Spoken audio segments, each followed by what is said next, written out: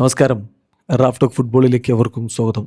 Rodri city അറിയിച്ചു കഴിഞ്ഞിട്ടുണ്ട്, എനിക്ക് റയൽ വേണ്ട, ബാഴ്സ മതിയെന്ന്. ഇതിപ്പോൾ കുറേ ആയി.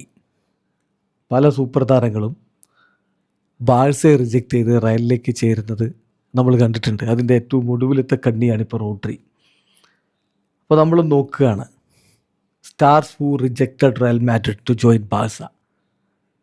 ബാഴ്സയിൽ ചേരാൻ വേണ്ടിയിട്ട് റയൽ മാഡ്രിഡിൻ്റെ ഓഫർ നിരസിച്ച താരങ്ങൾ. ഏറ്റവും ഒടുവിൽ റോഡ്രി തന്നെ rejected Real Madrid's huge offer to join Hansi Flick's Barcelona. ഇതിപ്പോൾ ഒരു ഘട്ടത്തിൽ അദ്ദേഹം റയൽ മാഡ്രിഡിലേക്ക് എന്ന് കരുതിയതാണ് എല്ലാവരും. പക്ഷെ അങ്ങനെയല്ല. ഹൻസി ഫ്ലിക്ക് വിളിച്ചു, പെപ്പിനോട് കഴിഞ്ഞ ആഴ്ച സംസാരിച്ചപ്പോൾ പെപ്പും നിർദ്ദേശിച്ചത് അല്ലെങ്കിൽ ഉപദേശിച്ചത് ബാഴ്സയിൽ പോകാനാണ് എന്നുള്ള വാർത്തകളും വന്നിരുന്നു. എല്ലാം കഴിഞ്ഞ് റോഡ്രി പറയുന്നു റയലിലേക്കില്ല, ബാഴ്സയിലേക്കാണെന്ന്. റയലിന് അത് വലിയ ബുദ്ധിമുട്ടുണ്ടാക്കിയിട്ടുള്ള യാഥാർത്ഥ്യമാണ്. കാരണം കോച്ചായി വന്ന ഉടൻ തന്നെ ഹോസെ മൊറീഞ്ഞോ ആവശ്യപ്പെട്ട ഒരു കാര്യം മികച്ചൊരു മധ്യനിര താരത്തെ കൊണ്ടുവരണം എന്നാണ്. അങ്ങനെ കോച്ച് ഹോസെ മൊറീഞ്ഞോ കുറച്ച് ലിസ്റ്റ് കൊടുത്തിരുന്നു റയൽ മാഡ്രിഡിന്. പക്ഷേ റയൽ മാഡ്രിഡ് അതൊക്കെ വേണ്ടെന്ന് വെച്ച് റോഡ്രി വരും എന്ന് പറഞ്ഞ് നിൽപ്പായിരുന്നു.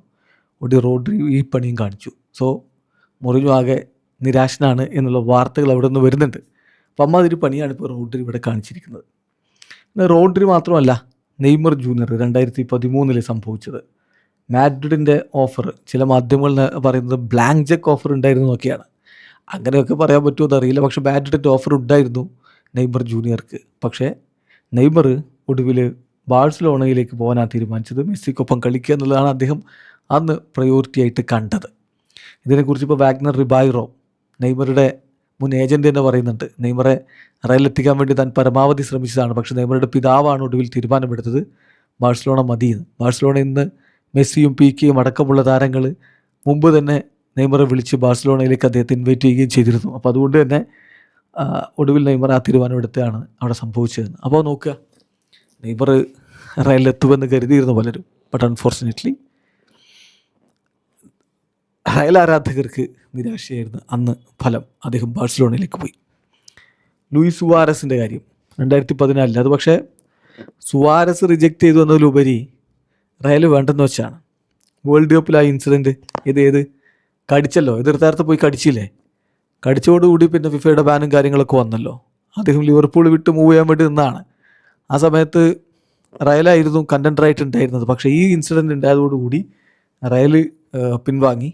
ബാഴ്സലോണ കിട്ടിയ അവസരം മുതലെടുത്ത് സുവാരസിനെ സൈൻ ചെയ്യുകയാണ് ചെയ്തത്.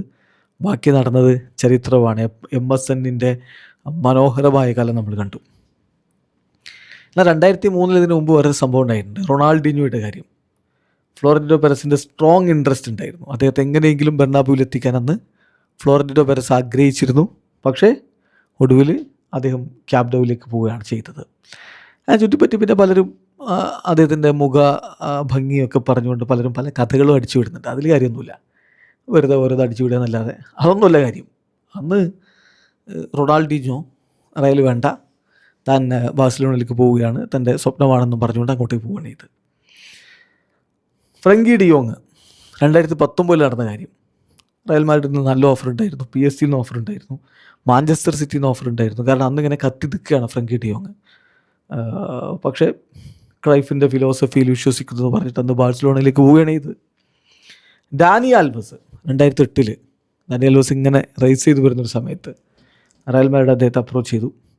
സെവിയയിൽ നിന്ന് അദ്ദേഹം റയലിലേക്ക് എത്തുമെന്ന് പലരും കരുതിയിരുന്നു. പക്ഷേ അദ്ദേഹം ബാഴ്സലോണയിലേക്കാണ് അന്ന് മൂവ് ചെയ്തത്. സോ ഇങ്ങനെയുള്ള പല സൂപ്പർ താരങ്ങളും റയലിനെ റിജക്റ്റ് ചെയ്ത് ബാഴ്സയിൽ ചേർന്നിട്ടുണ്ട്. അതിലേറ്റവും ഒടുവിലത്തെ കണ്ണിയാണ് റോഡ്രി. വീഡിയോ അവസാനിക്കുന്ന ഫുട്ബോൾ ലോകത്ത് കൂടുതൽ വിശേഷങ്ങളുമായി റാഫ് ടോക്സിൽ എത്താം.